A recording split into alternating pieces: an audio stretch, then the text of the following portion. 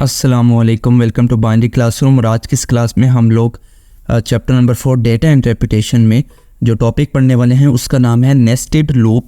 तो last lecture में हम लोग फॉर लूप पढ़ के आ चुके हैं। तो सबसे पहले फॉर लूप को आपको समझना ज़रूरी है, देन ही आपको नेस्टेड लूप समझ में आएगा। तो अगर किसी ने वो लेक्चर नहीं देखा तो काइंडली सबसे पहले वो लेक्चर देखें, उसको समझें, देन आप इस पर मूव करें, क्योंकि इसमें भी लूप हमारे पास फॉर लूप ही इस्तेमाल हो रहा है, उसका थोड़ा सा कम्प्लेक्स इस्तेमाल हो रहा है। तो अगर आप डायरेक्ट इस वीडियो पे आ रहे हैं तो मे बी आपको शायद समझ ना आए। अगर आपको कॉन्सेप्ट क्लियर है फॉर लूप के, देन आप लोग मूव ऑन कर सकते हैं, कोई इसमें टेंशन वाली बात नहीं है। लेकिन नेस्टेड लूप में भी हमारे पास 4 मेन चीज़ें हैं जिस तरह फॉर लूप में थी। इसमें एक डेफिनेशन, सिंटैक्स, वर्किंग और एग्जाम्पल। फ्लो चार्ट इसमें है नहीं, किताब में भी नहीं था आपके, तो हम इसको नहीं करेंगे। तो डेफिनेशन में देखें कि नेस्टेड लूप कहते किससे हैं, तो ये होती फॉर लूप है और कुछ भी नहीं है। बस फ़र्क इसमें होता है कि जब आपके पास एक फॉर लूप के अंदर दूसरी फॉर लूप आ जाए उसको बोलते हैं नेस्टेड फॉर लूप। ठीक है, तो a loop with in a loop is called nested loop. Clear? एक लूप के अंदर अगर दूसरी लूप आ जाए उसको बोलते हैं नेस्टेड लूप। जैसे वो जो एग्जांपल दो ना मैं, अगर आपको बड़ी अच्छी सी, अगर आप पाकिस्तान से हैं तो वैसे होंगे पाकिस्तान से, क्योंकि हम सिलेबस पाकिस्तान का पढ़ रहे हैं। तो आप लोगों ने देखा होगा जब हम छोटे होते थे तो ना वो एक बाहर गुब्बारे वाला बलून्स वाला होता था, तो एक बड़ा सारा बलून होता था, उसके अंदर वो एक छोटा सा भी बलून होता था। तो ये नेस्टेड लूप भी उसी तरह होता है कि अगर एक फॉर लूप के अंदर एक दूसरा फॉर लूप है उसको नेस्टेड लूप कहा जाता है। तो इसी तरह जैसे वो एक बड़े बलून के अंदर छोटा बलून होता था, तो यहाँ पर भी वही है कि उसको हम कहेंगे कि नेस्टेड बलून, इसको हम कहते हैं नेस्टेड लूप, क्योंकि एक लूप के अंदर एक दूसरा लूप हम इस्तेमाल कर रहे हैं। क्लियर? आई होप समझ में आ गया होगा कि क्या कहना चाह रहा हूँ मैं। और the inner loop is executed completely with each change in the value of counter variable of outer loop. अब क्योंकि 2 लूप है हमारे पास, एक आउटर है एक इनर है, सेम लाइक एक जो बाहर वाला बलून होता है एक वो अंदर वाला बलून होता है। तो वो कहता है कि जो इनर लूप है वो सबसे पहले एग्जीक्यूट होगा सारा का सारा, जितने भी उसकी आइट्रेशन होगी। मान लो कि जो बाहर वाला लूप है वो 2 मरतबा एग्जीक्यूट होना चाहता है, लेकिन जो अंदर वाला लूप है वो 3 मरतबा एग्जीक्यूट होना चाहता है।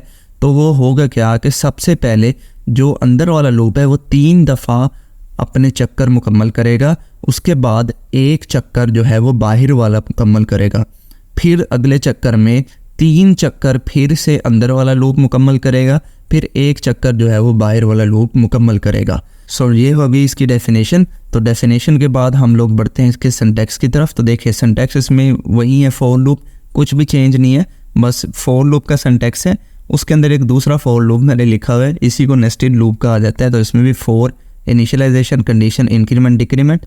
मैंने थोड़ा सा डिफरेंस क्रिएट करने के लिए जो बाहर वाला लूप है उसको वाइट कलर से हाईलाइट किया हुआ है, जबकि जो अंदर वाला लूप है उसको येलो कलर से हाईलाइट किया हुआ है, ताकि आपको फ़र्क पता लगे।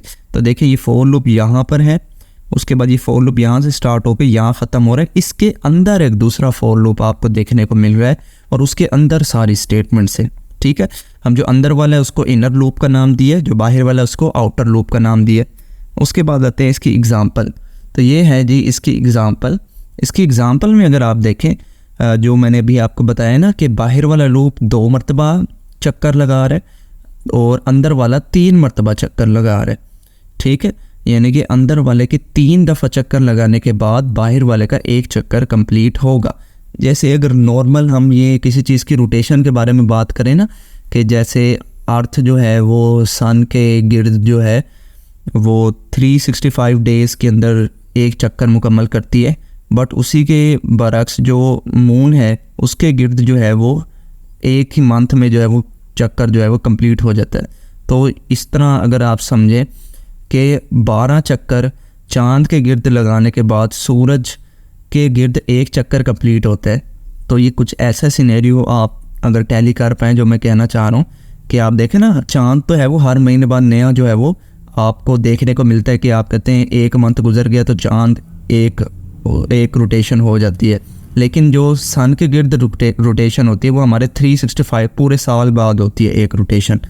तो एक साल में क्योंकि 12 महीने होते हैं, तो हम कह सकते हैं कि जो ज़मीन है या चांद रिवॉल्व करता है ज़मीन के, या ज़मीन रिवॉल्व करती है चांद के, आई डोंट नो, बट जो भी है जो ज़मीन और चाँद है वो आपस में 12 महीने के चक्कर के बाद एक सूरज के गिर्द चक्कर मुकम्मल करते हैं। तो यहाँ पर भी कुछ ऐसा सिनारियो हो रहा है कि जो अंदर वाला लूप है वो कहता है कि मैं 3 दफ़ा जब चक्कर तेरे गिर्द घूम लूँ तब बाहर वाले के गिर्द एक चक्कर होगा। अगर आप इसके अंदर देखें तो मैंने इनिशियलाइज़ किया हुआ इसको 1 से और ये है 2, यानी कि 2 चक्कर ये लगाना चाहता है बाहर वाला। लेकिन अंदर वाला देखें वो 1 से स्टार्ट हो रहा है लेकिन वो 3 चक्कर लगाना चाहता है क्योंकि उसकी कंडीशन में 3 है। दूसरी बात यहाँ गौर करने की ये है कि आपने कभी भी वेरिएबल का नाम अंदर और बाहर वाले का सेम नहीं देना, ठीक है। इससे ना काफ़ी कन्फ्यूजन होती है। तो आप अगर ऊपर वाले का नाम आई दे रहे हो, कोई भी दे सकते हो वेरिएबल A B C इस तरह से भी दे सकते हो। अगर बाहर वाले का आप A दे रहे हो तो अंदर वाले का आप B दो। नॉर्मली यूज़ होता है I और J और K इस तरह का यूज़ होता है। तो क्योंकि मैंने बाहर वाले को I दिया नाम वेरिएबल का, अंदर वाले को देखे तो मैंने नाम J दिया हुआ है। तो ये इस चीज़ का आपने ख्याल रखना है। अब उसके बाद देखें तो मैंने एक प्रिंटफ लगाया हुआ है सिंपल सा, जिसके अंदर लिखा हुआ है आउटर और यहाँ पर %d जो कि फॉर्मेट स्पेसिफायर है, यहाँ आउटर लूप की वैल्यू आएगी। और उसके बाद लिखा हुआ है मैंने स्पेस दे के इनर, उसके बाद फिर अगेन एक फॉर्मेट स्पेसिफायर है जिसके अंदर इनर लूप की वैल्यू आएगी और उसके बाद एक \n है ताकि नेक्स्ट लाइन पे। और उसके बाद देखें जो पहला फॉर्मेट स्पेसिफायर है उसके अंदर वैल्यू आएगी I से। I क्या है, मेरे पास आउटर लूप की वैल्यू है। और जो दूसरा %d है उसके अंदर J से वैल्यू आएगी। J क्या है, मेरा इनर फॉर लूप है। तो यहाँ आउटपुट देखें तो आउटपुट में है आउटर 1 इनर 1। फिर देखें आउटर तो 1 ही रहा लेकिन इनर 2 हुआ, ठीक है। फिर देखें आउटर 1 ही रहा लेकिन इनर 3 हुआ। तो मैंने अभी आपको ये बात समझाई कि इनर जब तक मुकम्मल एग्जीक्यूट नहीं हो जाएगा आउटर एग्जीक्यूट नहीं होगा। तो इनर क्योंकि 3 मरतबा उसने एग्जीक्यूट होना है, तो जब तक इनर 3 मरतबा एग्जीक्यूट नहीं होगा आउटर अभी उस पर पहले पे ही रहेगा। तो देखें यहाँ पर इनर 1 2 और 3 हुआ। 3 होने के बाद क्योंकि अब वो 3 मरतबा अपने चक्कर मुकम्मल कर चुका है, देन अगला आउटर जो है वो मूव हुआ। यहाँ देखें तो आउटर जो है वो 2 हुआ है। फिर अगेन वैसे ही 1 2 3 इनर मुकम्मल एग्जीक्यूट हुआ, फिर आउटर अपना अगला स्टेप चलेगा। तो इस चीज़ को मैं आपको ना प्रैक्टिकल भी करके दिखा देता हूँ यहाँ पर। तो ये वो पाकिस्तान वाला कोड था जो हमने लास्ट लेक्चर में पढ़ा था। वहाँ पर मैं एग्जीक्यूट नहीं करवा सका, मैं भूल गया था, लेकिन इसको मैं एग्जीक्यूट करके भी आपको यहाँ पर भी दिखा देता हूँ कि 3 मरतबा हमारे पास पाकिस्तान लिखा हुआ आ रहा है कि 1 से स्टार्ट हो रहा है 3 तक जा रहा है कि हमने 3 मरतबा पाकिस्तान जो है वो प्रिंट करना है। तो वो आ गया। अच्छा जी, यहाँ पर हम सिर्फ इसी को चेंज कर देते हैं 2 से, क्योंकि हमारे पास जो था वो हमने ना बाहर वाला लूप 2 टाइम्स एग्जीक्यूट करना था और अंदर वाला जो है वो हम लोगों ने 3 टाइम्स एग्जीक्यूट करना था। तो यहाँ पर I नहीं बल्कि J <= 3 और J++ ये हो गया हमारे पास ये वाला वेरिएबल। और इसको नेक्स्ट लाइन में कर लेते हैं। और यहाँ पर हमारे पास आना है हमारे पास printf का स्टेटमेंट, और इस printf के स्टेटमेंट में हमारे पास आएगा आउटर।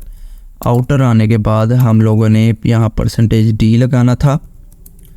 %d लगाने के बाद हमने इनर लिखना था। इनर लिखने के बाद अगेन %d और उसके बाद एक \n ताकि वो अगली लाइन पर आ जाए। कोमा देंगे I, J देंगे ताकि I और J की वैल्यू हमारे पास प्रिंट होके आ जाए। जैसे मैं इसको एग्जीक्यूट करूँगा तो आप देखें तो मेरे पास आउटपुट जो है वो काफ़ी अच्छे तरीके से आ गया। सबसे पहले आउटर 1 इनर 1, फिर आउटर 1 इनर 2 आया, फिर इसी तरह इनर 3। जब तीनों इनर एग्जीक्यूट हो गए देन आउटर मेरे पास इंक्रीमेंट हुआ, फिर तीनों इनर दोबारा एग्जीक्यूट हुए, देन जितने मरतबा हम इसको एग्जीक्यूट कराना चाहें करा सकते। तो आई होप आपको ये जो लेक्चर है वो पसंद आया होगा और समझ में भी आया होगा। तो इस तरह से हमारे पास नेस्टेड लूप जो है काम करता है। नेक्स्ट हमारे पास एक ही टॉपिक रहेगी, उसके बाद चैप्टर जो है ये वाइंड अप हो जाएगा। इस चैप्टर में से आपके पास प्रोग्राम जो है वो लॉन्ग क्वेश्चन में आते हैं, तो मैंने आपके लिए कुछ 5-7 प्रोग्राम्स है जो काफ़ी इंपॉर्टेंट है, बोर्ड के एग्ज़ाम में आते हैं, उनकी भी वीडियोज़ आपको बना के इन चैप्टर के ख़त्म होने के बाद जो है 1 बाय 1 एक प्रोग्राम की वीडियोस मैं आपको दूंगा। लेकिन वैसे मैंने ना वो प्रोग्राम की वीडियोस जब मैंने चैनल स्टार्ट किया था तो मैंने वो अपलोड की थी, तो उसकी भी प्लेलिस्ट आपको मिल जाएगी मेरे ख्याल में class 10th programme important programme के नाम से। तो वहाँ से भी आप देख सकते हैं, क्योंकि वो उस वक्त मेरे चैनल का स्टार्ट था, तो उसमें हो सकता है कोई आपको आवाज़ का इशू आ रहा और मतलब मसले मसाइल हो सकते हैं, क्योंकि नई नई चीज़ उस टाइम मैंने बनाई थी तो मुझे पता नहीं था। लेकिन अब जो है वो मैं दोबारा से कुछ और प्रोग्राम भी लेके आऊँगा, उसमें उनको जदीद तरीके से पढ़ाने की कोशिश करूँगा। तो वो मैं इस लास्ट टॉपिक के बाद जो है वो कवर करूँगा 1 बाय 1 प्रोग्राम को। तो आई होप आपको छोटा सा लेक्चर जो है वो पसंद आया होगा। अगर पसंद आया तो इस वीडियो को लाइक करते जाए। चैनल को बगैर सब्सक्राइब किए देख रहे हैं तो चैनल को भी ज़रूर से सब्सक्राइब करें। मिलते हैं किसी नेक्स्ट वीडियो में, तब तक के लिए अल्लाह हाफिज़।